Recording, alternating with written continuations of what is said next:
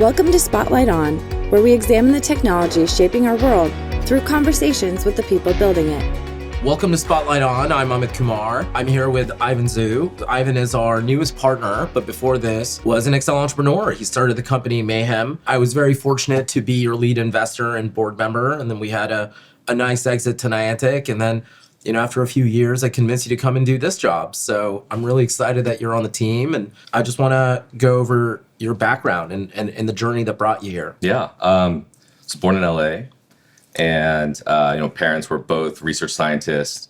Came from China. Really, the immigrant story, right? I think came here because there were more opportunities, and they did research at UCLA, USC.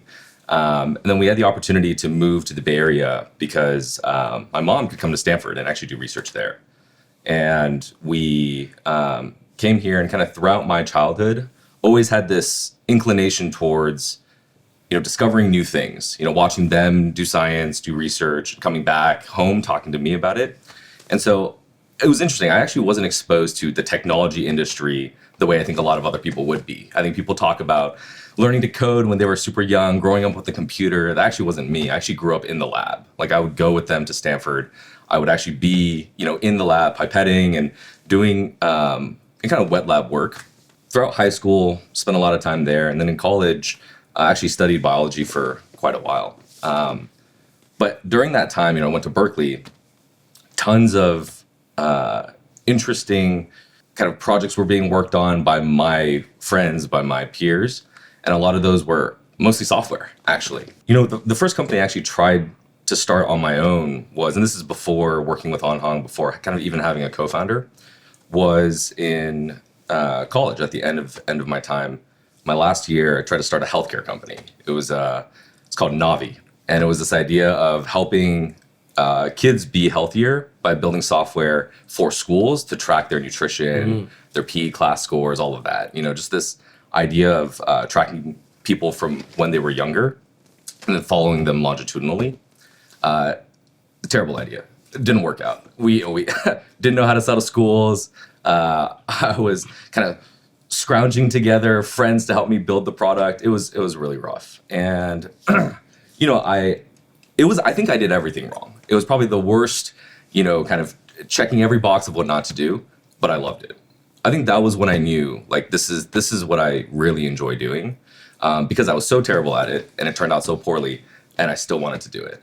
But after graduating, I knew, just being kind of the independent immigrant kid, like I'd have to pay my bills, and so got a job in finance. But the entire time I was in finance, worked on a lot of side projects. And Anhang at the time, who was my co-founder, he was at Facebook, and he was there since 2012, 2013. It's about 4 or 5 years in. I just kept telling him, you should quit. You just got to leave, man. Like this startup stuff, it's gold. Like, it is way better than anything you could be doing at Facebook. Of course, I was wrong. Facebook's pretty great, and he was working on some cool stuff. But I was able to convince him to spend some time with me. So while I was working these finance jobs, what I felt like I was really doing was hacking on side projects. Convincing an already successful person to leave their cushy job to start a company. Man, you're a natural for venture. Yeah. Okay, so you and Anhang, you guys started hacking on projects together. Yeah. What was the process that led you to what eventually became Mayhem? We're living together. We're roommates. So we would spend, 8 hours during the day hacking on different things. And then we would just spend 8 hours playing video games. Like, that's the truth. I think we both, he played a lot of Dota, I played a lot of StarCraft, a lot of Counter-Strike. And we would just, after dinner, start playing. We'd play until 2 a.m., 3 a.m. We'd go to sleep, wake up, we'd repeat. We'd repeat that for like 2-3 months. And we kept trying to find something to work on that wasn't gaming. Both of us really loved playing games, but we, looked at the industry, looked at the markets, did, our intellectual analysis, and didn't really like the opportunities there. But we just couldn't stop thinking about things that we would want for ourselves as gamers. And so that led to us building kind of the first product, which eventually became Mayhem. How do you talk to founders today about navigating the idea maze? That's sort of a truism, like solve your own problem. And, really the Airbnb insurance idea was your own problem. Yeah. How does that inform sort of what founders you look for or, what sort of connection they have to the space of the company that they're building? So I think the solve your own problem advice is actually pretty good in like a general blanket way if you don't know where to start. But I think if you abstract it a little bit, the thing that I found to be true after looking at our journey, but also the journey of other founders, is people that they notice a wrinkle in the world. They notice, it's like a smooth sheet, but there's just something wrong, and they can't stop thinking about that wrinkle. Like, often you care enough about that wrinkle because it's your own problem, but it could be something you've noticed at work. It could be something you've noticed, in your friends or family, and you just want to take an iron and you want to iron out that wrinkle. You just want to be like, why is it like this? Why, for our example, when we're playing video games, we want to get better. We're out there looking at post-game tape. We're looking at our data, and it's like, this is terrible. Why can't I just have someone who's better than me help me get better? Right. And the obsession with figuring out why does that wrinkle exist? What are all the things that contribute to it? What could I do right now to try and make that smooth?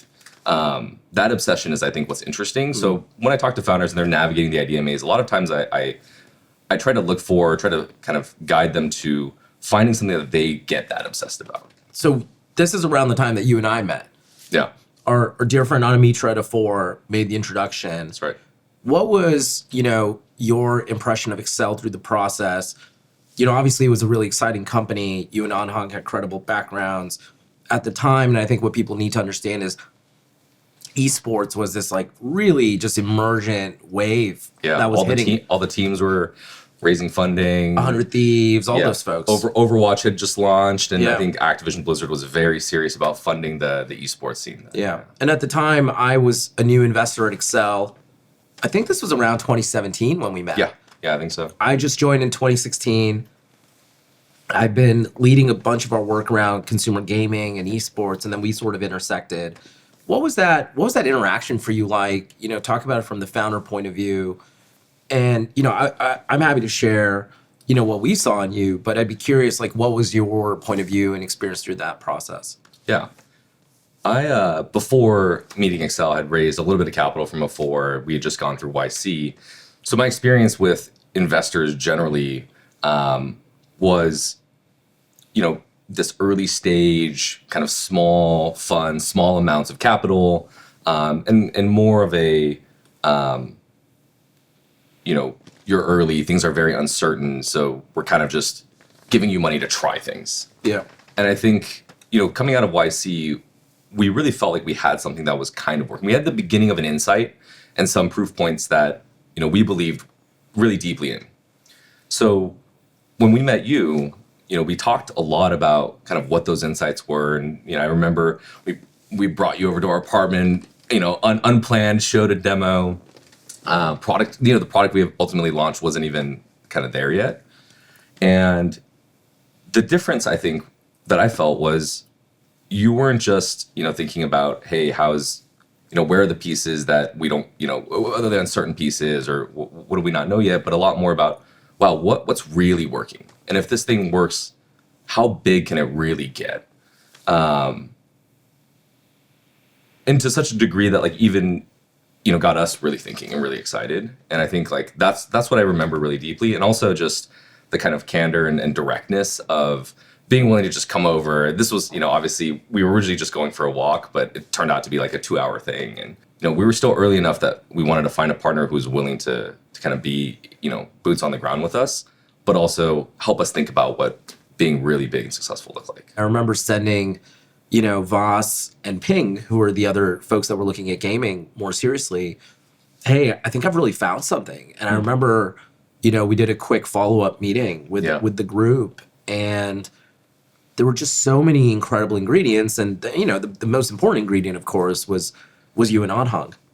Yeah.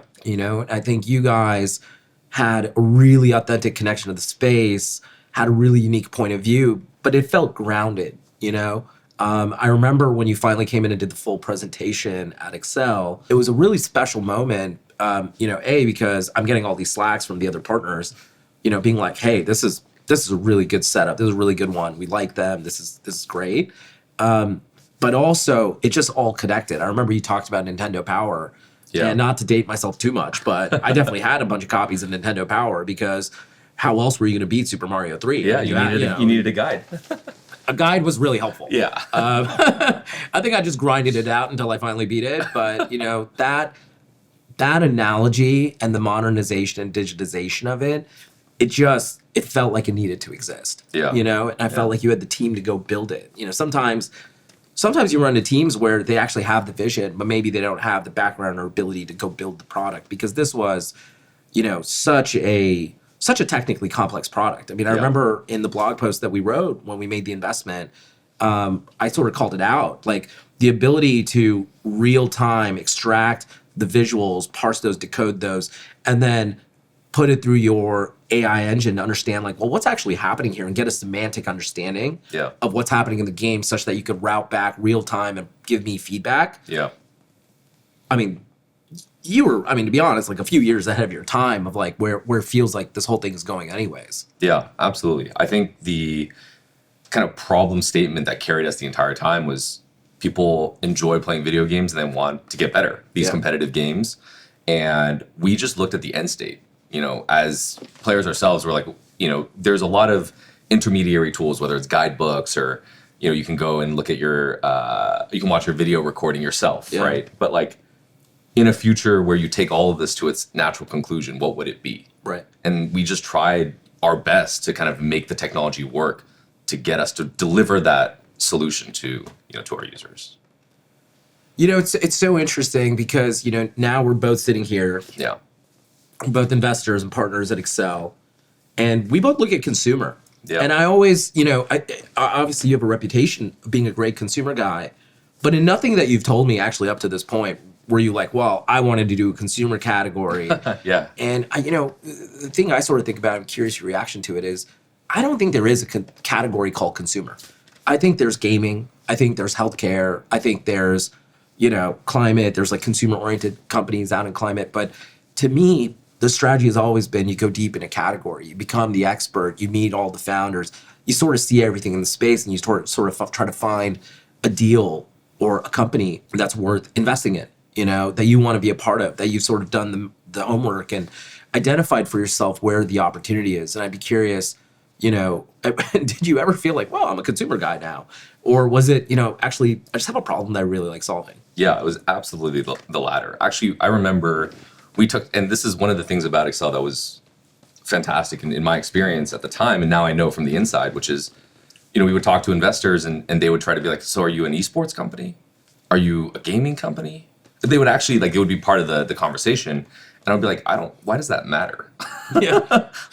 Does me telling you that change how you're going to think about this? Because, we don't think about it that way. Right. And actually it really is this, you start from, who are you building the product for? What is the problem, or what is the value that ultimately you want them to experience? Yeah. And there's a lot of input into that, like how deep is the problem, or how big is how many people have this problem. But ultimately, I think that's where you start, and then from there you kind of layer on, right? That's like your foundation. It's in concrete, and then you build on top of that. And what solution you're using, what technology you're using, those will change. Like when we were building Mayhem, Twitch there's this open source software called OBS that lets you broadcast. And so we, kind of forked that and used that to be able to get the stream from your desktop to our servers. And then, we used open source computer vision. Like we used the best technology we had. And then, if we had built that today, we'd be using some version of LLMs to translate the content and put it into text. And so I think what really matters is kind of having that foundation first. And actually, when we spend time, even now when I spend time with founders, actually I find a lot of my questions end up coming back to like, how much clarity does the founder have about that foundation? So we made the investment, and it was smooth sailing from there. Nothing ever went wrong. Just up and to the right. And so wait, tell us what happened. I would say we partnered up at the exact moment when everything was going right. Yeah. I think we had a few Reddit posts that had gone viral. The product was a few months from launching kind of publicly. We had lined up a bunch of streamers for launch day, and everything, I think, in terms of the idea maze and navigating that up to that point had felt like we had decided on the right turns, and then ultimately we're right. Now, when launch came, we worked with our streamers, planned for that day, did this really big launch, and we were built on Overwatch. Yes, that was the main game that we were going to build on top of. That's right. Overwatch was the game, an Activision Blizzard game that was very popular at the time. Felt like it had a ton of legs. Could have been the next, League of Legends in size. So we picked that game and we launched the product. A bunch of streamers were using the product on stream, so the viewers could see them getting feedback in real time, and they were so excited. And it was like an overlay. It was an overlay while you're playing Overwatch. Exactly. It's assessing your gameplay and telling you insights and feedback that you may not have known, and basically leveling you up. That's right. Yeah. The analogy we like to think about is it's literally like having a best friend who's way better than you stand next to you and just kind of point things out to you as you're playing. Well, if you were founding the company today, we'd be calling it a co-pilot. We would be calling it a co-pilot. It was a gaming co-pilot. It was a gaming co-pilot. That's exactly right. Which is an amazing thing now because I can use that analogy in everyday conversation and people get it. But that's right. It was your best friend sitting next to you, giving you feedback. And we there were other, actually by the time we had gotten to launch, there were actually other competitors too. People had kind of like picked up on this. Right. A few other companies, startups that they're kind of pivoting into this space because it felt like this was the thing to get right. And it should exist. It should exist, exactly. Like, and even to this day, I still believe it should exist. Yeah. Again, this idea of a wrinkle, right? Like being obsessed with something so much that you're gonna figure this out. Yeah. So yeah, I still believe it should exist. But we had built this product. There was a lot of kind of energy behind it. We launched. Streamers were using it. People were seeing it on stream. They were downloading it. And our graph was just, all our charts were just going crazy. Yeah. And it was, I think, probably the best week of the startup journey to that point. We were connecting the dots forward. Yeah, yeah. There was a launch celebration where I, big admirer of Steve Jobs, as many people are, and he had this quote of only being able to connect the dots backwards, looking backwards. And I had felt at that moment that we had hit everything on the head. Everything we said we were gonna do, we did. And in my confidence, hubris. Yeah, that's the word you're looking for. That's the word. We did a toast, and I was just like, look, I think we've been able to connect the dots going forward. I think we can keep doing that. Oh, and man. of course. I remember that. Of course. That was right around it was like a block away from here. Yeah. Right? It was at the house. Yeah, Brian You guys Street. had the whole house. Everybody worked from the house. Yeah. It was incredible. Yeah, I think it was, we had, up to that point, it felt like the exact, if I could write a chapter about my Silicon Valley journey, like that's what it would have been. But we launched, and then within about a week, we got a cease and desist from Blizzard, and we were excited at first, and we were preparing to respond, and then they actually kind of reached out to all. I'm not sure if it was like all Overwatch players or if it was like the millions of people that had used the product at that point, but it was an email, and it actually it literally said, everyone will be banned for using any unauthorized third-party software, including Visor. So they named us in the email. It was clearly us that kind of catalyzed that. This was bad news. It was bad. It was bad. I mean, at some level, I suppose, they were always going to respond, but I think even we were caught off guard by how negative they were to something that was, at some level, we weren't accessing game data. It was just basically what was at the surface because of the screen reader. Yeah. It was super demoralizing for the team and for you. Yeah. It was very rough. I think the reaction initially was, what do we do? Yeah. We because people aren't going to risk their accounts at that point. We weren't at enough scale to kind of push back, and so we just saw usage drop. Yeah. And we had to scramble and figure out: do we try and update the product? Do we, draft a public response? Do we just reach out? Yeah. What do we do? And that was the start of, I think, a very challenging 9-month period. It was very hard, where we questioned not only, the product and the kind of vision, but the foundation, right? Not only this like product and what we thought it could be, but even down to that core thing that I mentioned earlier. Like, is this even something that could exist, that should exist? This wrinkle is just going to be there now in this world. Yeah. Well, this led to a really important moment in our relationship, which was the fateful dinner at Murad. Murad is a lovely restaurant in San Francisco, but they have very slow service, and they course out their meal. And so this is sort of where we did our end of year dinner. And it's something I try to do with as many of my founders as I can, is an end of year dinner. And I remember I took you and Anhong out there, and I think at this point maybe 4 or 5 months had passed, maybe 4 months. Maybe it was like 4 months or so had passed, and man, you guys were just in the doldrums. You guys were just, they just, you guys had been sucker punched, and I think, I just felt like I needed to shake you out of it. And I remember over the course of a very long, 3 or 4 hour dinner, which Murad definitely played their part in because the service was slow as expected. I think you might have slipped them a little bill saying no, they're just slow. It's okay, but. I remember the conversation, and it was actually a really important moment in my career. Mayhem was actually my first board seat, and obviously when you get in the seat at a place like Accel, you want it to go well, and you want to get off to a fast start. And, we were all excited about you and Mayhem. And, I just remember wanting to just bring you back to, we're still great. And at the end of the day, like, we still have pretty much all the money that we'd invested in the company. You have us, you have me, you have the whole firm really behind you and wanting to support you.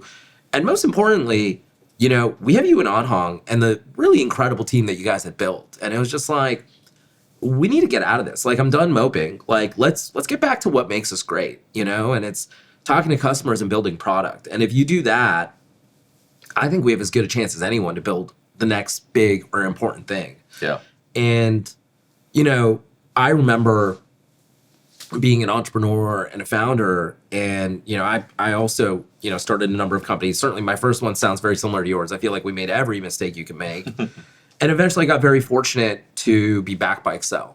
And we were backed by Accel, we were backed by Greylock, but working with top tier VCs. And top tier isn't just the brand, it's just how people conduct business and how they interact with you and how they support you when things aren't going well.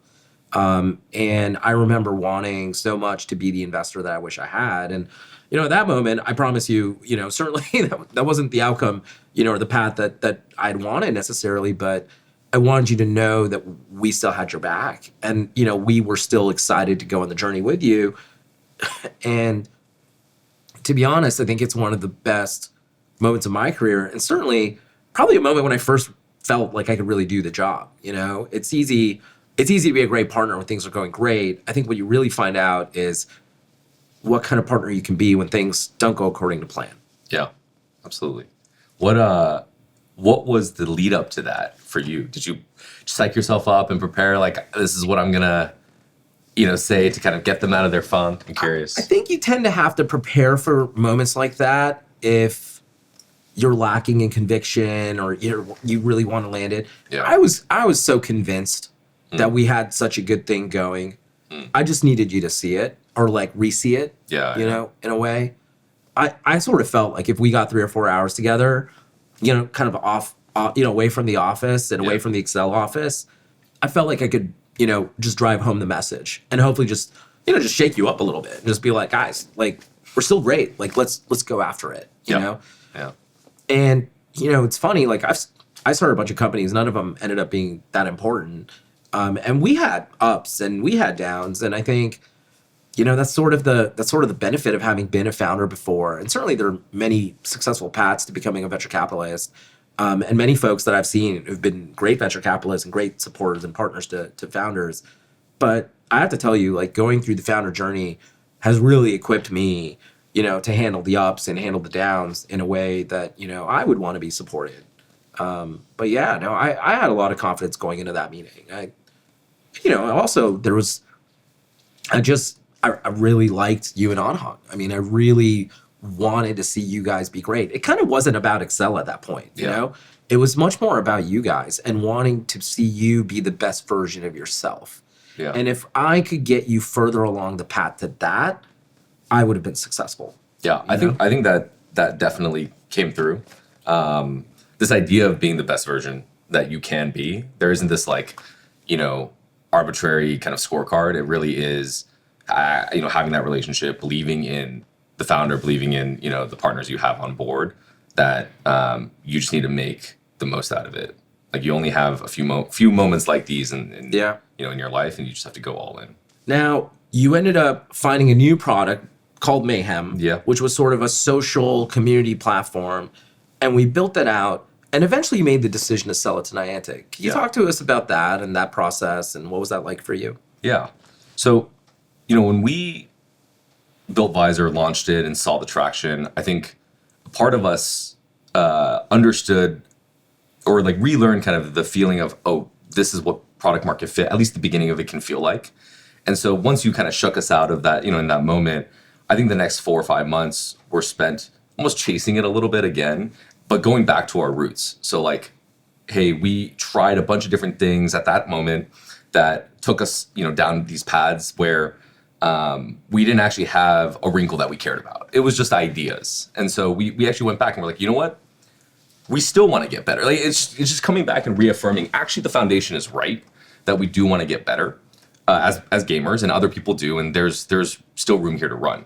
So from there, we ended up building this product. You mentioned this community product that actually still helped people play in tournaments, leagues, help them get better, but through playing the game on our platform. Right. And we saw growth again. We actually saw that fit hit again because we were still right, I think, about that foundation. And it wasn't as explosive, but it was pretty consistent. And we ended up hitting this, I would say maybe, we caught an S curve and we kind of got to the top of the S curve and we saw growth slowing. It was still there, but it wasn't the type that we had confidence would continue to kind of accelerate. So we were experimenting. So at that point, had a couple of different ideas, expanding to new games or trying new formats.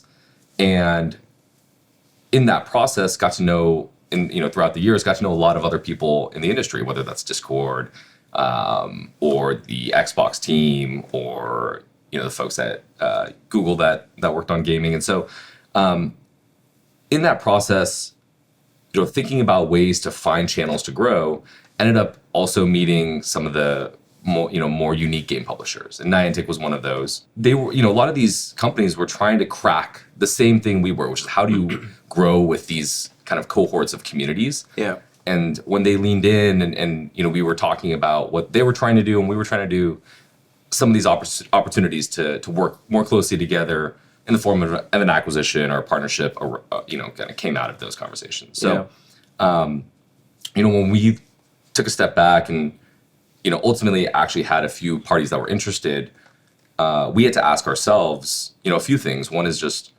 how do we feel? Kind of ignoring all other inputs. Like me and Anhang sat in a room and we just talked about what, did we feel like we had gone as deep as we could with this wrinkle, this thing that, this foundation that we really cared about. And if not, what ideas do we still have to keep going? Yeah. And then we also thought about our team, and we thought about, how excited were they and how excited could they be as we continue to build the product. And then the third was really, what is actually the best way to continue to execute on this problem that we wanted to go solve. Yeah. And so thinking through all of these things and coming out the other end, I think we realized, having hit, maybe a plateau in this S curve, the next S curve might be to actually be more deeply embedded with one of the games themselves. Yeah. Because we had learned how hard it is to build for this problem when you didn't own the IP and you were kind of a platform on the outside. Right. And Niantic offered that opportunity. So I started a company called CardSpring. We sold it to Twitter in 2014, and we sort of became part of Twitter Commerce.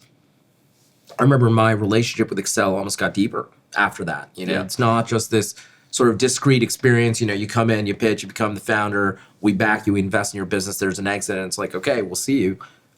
We almost spent more time together. We started, you of course became part of our starters program. Yeah. We took you on our sort of pre-founder retreat as one of our speakers. And really something I started to notice was founders really were, drawn to you. And you had this sort of natural aptitude of wanting to support other founders and share lessons from your journey. And I think, certainly if we go the sliding doors, world of like the thing just kept working. I mean, certainly I think you'd have a certain set of advice, but having been through the adversity of having a product not work and then having to re-navigate the idea maze, I feel like it just gives you a wonderful foundation to support founders. Like, what do you think that is? And certainly you're part of a couple different communities, which are really, really fantastic, like the YC community. But talk about that aspect of you and sort of the discovery of that part of yourself. It actually started when I was in YC in 2018, where in my batch, I had a few founders that when we would do our group office hours, I would hear them talk about their product, and I would watch them do their, be founders and do their work. And it's like game recognizes game. It was just so incredible to see them, and I got so energized. I wanted to spend more time with them. That's kind of how it started. And then, they'd run into hardships. I'd run into hardships. We'd help each other out. And I actually made my first angel investment at the time in, two of those founders, just by virtue of loving what it was like to spend time with them and be on the journey together. And so that really that continued to carry. Obviously, I didn't do too many investments while I was building the company, but once I sold the company, joined Niantic, was able to do that with Accel. And so spending a ton of time and doing it, with a little bit more velocity, gave me the opportunity to really figure out what types of founders do I really resonate with? Why is it at the early stage that, I get a lot of energy versus the later stage? And so it actually comes from the experience of having the ups and downs, because no founder's journey is a straight line. Right. And actually, many times when you're in the ups and downs, you're not actually looking for someone to tell you what to do to get the tactical advice. Like, no blog post or podcast is going to say, hey, for you in this one particular situation, this is how you're going to get out of it. Except this podcast. Except this one. This podcast, we're going to know. Exactly. It's actually the ability to sit there with a founder and really understand them, not just empathize, not just be like, hey, I know it sucks. It's like, not just that, it's more like the journey. I've been on the journey, you're on the journey now. Like, I'm here with you on the journey together. And it felt good being able to do that, even when I wasn't investing. Yeah. How did you think about, sort of post Niantic? You had a great run there. Your sort of remit kept growing. You had all these really unique experiences while you were there. How do you think about, going into the investing world? And I know it wasn't the most obvious decision, because you could have been another founder again, and we would have been delighted to back you. And certainly I made sure you knew that. Yeah. But, I remember sitting with you and just thinking, man, you could be really good at this. Like, you could be a really good supporter of founders. And, how do you think about taking that path and making that decision for yourself? I think the through line, ever since I was born in LA, actually, is that, my parents were scientists, and I actually think of myself not so much as a founder or an investor, more as a scientist. And so when I looked at the journey of building products or investing in companies, all of these things, the actual nugget was, that the scientific method is you look at the world and then you form a hypothesis about how it could be different or why it should be different. And then you run an experiment and you see what happens. And almost all progress in humanity is that cycle. And I love that cycle. And so I spent time thinking about, in that journey of doing that multiple times as a founder, what did I actually really get energy from? Because it's not like the entire time it's amazing.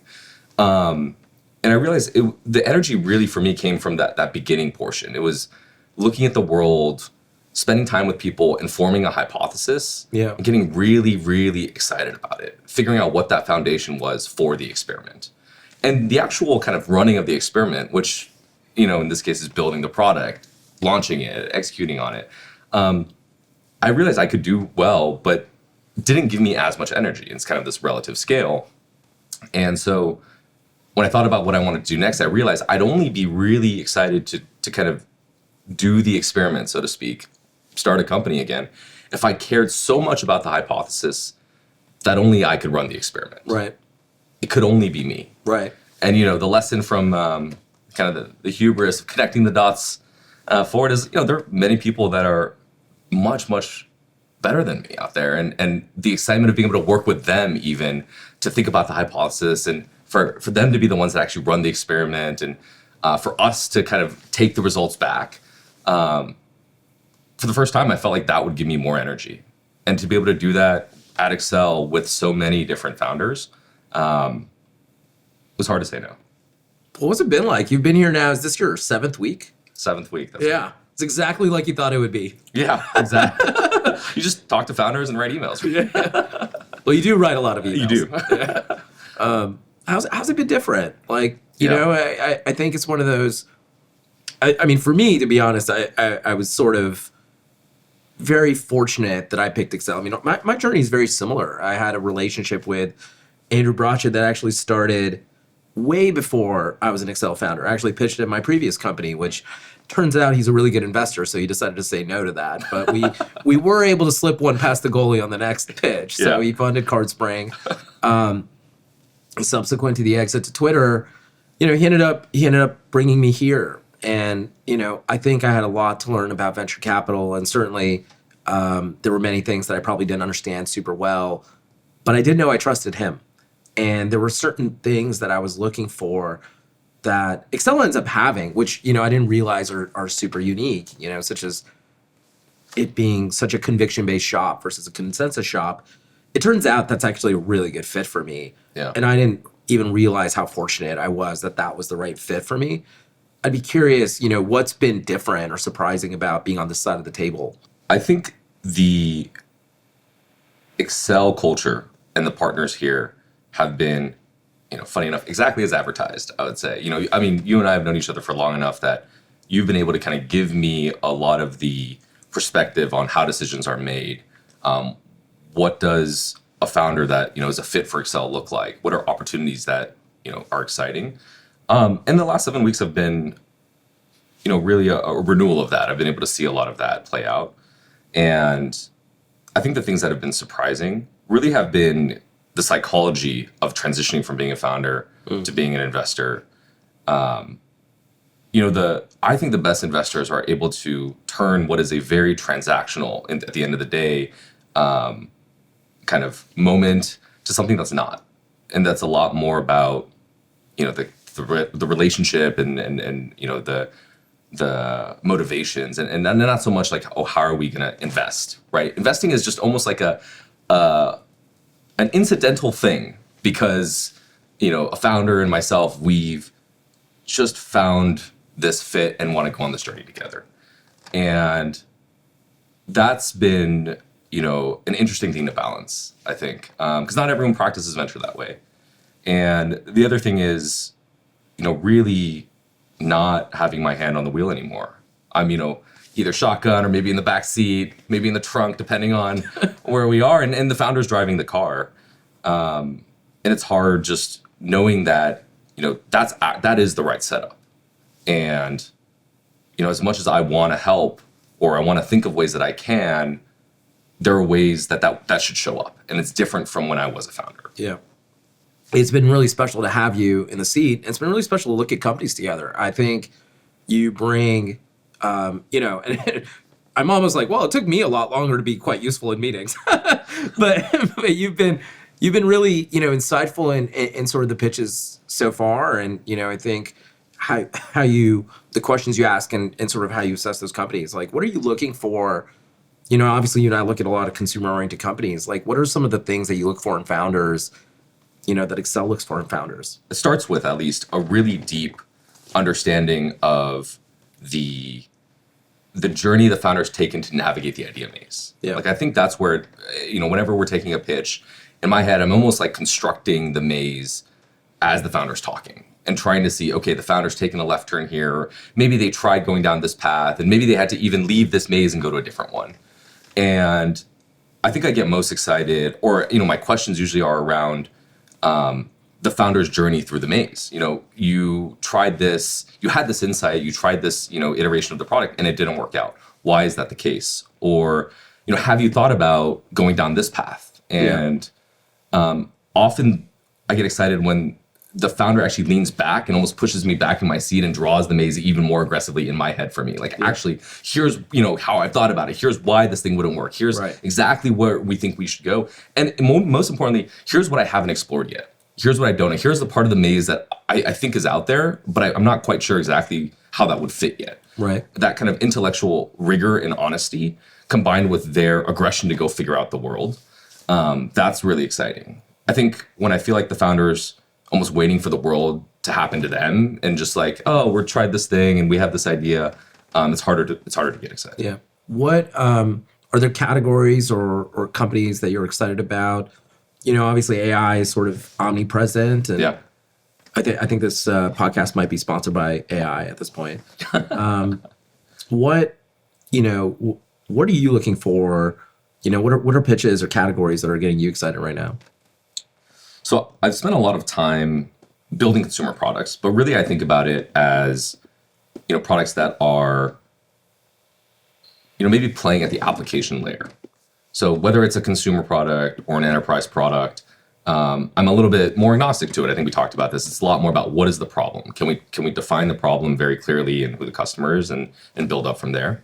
And, I think, you mentioned AI, maybe we can talk about that a little bit. I think the transition that we're seeing today is really, really interesting. If we go back in time, there was a moment in time when, hardware build out and compute was the unlock. And because of that unlock, a ton of software companies were built.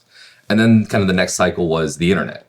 And what the internet did was it connected everyone. When it brought everyone together, then it unlocked social, really, and a lot of these, experiences that were really exciting. And I think of this new inflection as intelligence. So we have compute, we have connecting everyone, and we have intelligence. And LLMs, this AI inflection point is bringing intelligence to the forefront. And so I look at applications in the sense that now that intelligence is this infinite resource in many ways, what applications could be built? And I think in the enterprise space, what's really unique is the ability to solve for extremely high utility and extremely high efficiency, because intelligence allows us to now use software to automate or replace a lot of workflows or operations in a way that it really could not have been done before. And then I think in the consumer side, what's interesting is the intelligence now can sit in and help you enjoy your life better, whether it's listening to music, watching content, like coming in and actually augmenting it, not replacing you, not necessarily creating music on its own completely, but actually helping you enjoy those experiences more. Cool. Yeah. Well, Ivan, I think it's been a really fun journey getting to know you and evolving our relationship from investor and founder to partners to friends, and we're really excited to have you on the team, man. So congratulations, and excited to do more work with you. Yeah, me too.